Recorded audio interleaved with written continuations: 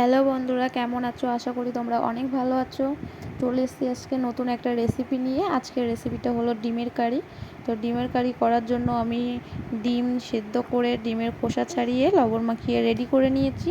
এদিকে কড়াইতে আমি তেল দিয়ে দিয়েছি, তেলটা গরম হয়ে গেছে। এবার আমি ডিমগুলো একে একে তেলের উপর ছেড়ে দেবো।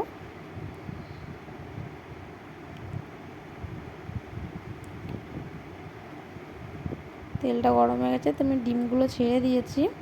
এবার আমি একটু খুন্তি দিয়ে নাড়িয়ে নেব।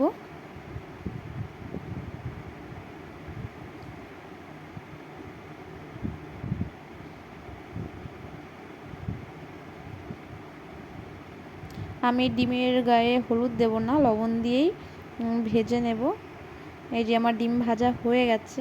এবার আমি তেলের উপর গোটা জিরে ফোড়ন দিয়ে দেব।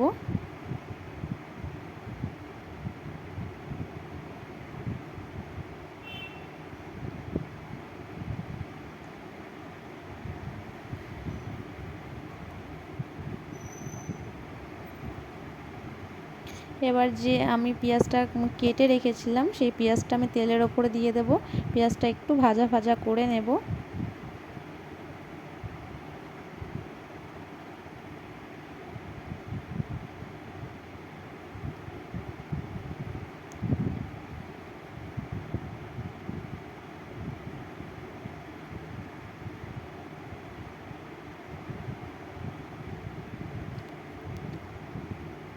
ডিমের কারি করার জন্য আমি ক্যাপসিকামটাও কেটে রেখেছিলাম, সেটাও আমি দিয়ে দিয়েছি। একসাথে পেঁয়াজ আর ক্যাপসিকামকে একসাথে আবার নাড়িয়ে নেব।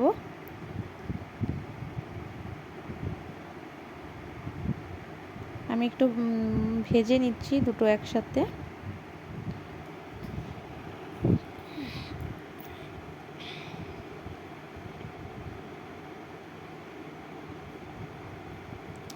আমি যে মশলাটা করে রেখেছিলাম সেটা আমি দিয়ে দিয়েছি। পেঁয়াজ রসুন আদার পেস্টটা দিয়ে দিয়েছি। এদিকে দেখতেই পাচ্ছ মশলাটা মানে কষানো হচ্ছে। আমি মশলাটা এদিকে কষিয়ে নেব। দেখো মশলাটা কেমন কালার এসছে। এদিকে মশলাটা প্রায় কষানো হয়ে গেছে, মশলার থেকে তেল ছেড়ে দিয়েছে।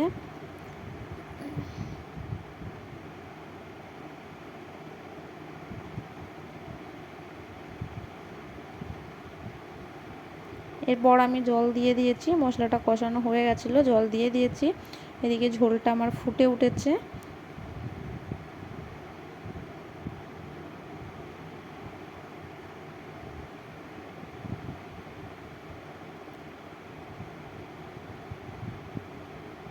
আমি এবার ডিমগুলো দিয়ে দেব। ঝোলের মধ্যে এক এক করে ডিমগুলো দিয়ে দেব।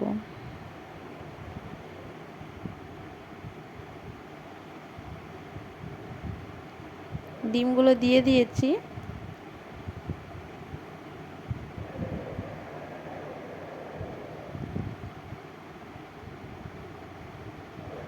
দেখো তোমাদেরকে আমি আরও কাছ থেকে দেখাচ্ছি। দেখো কত সুন্দর কালারটা এসছে।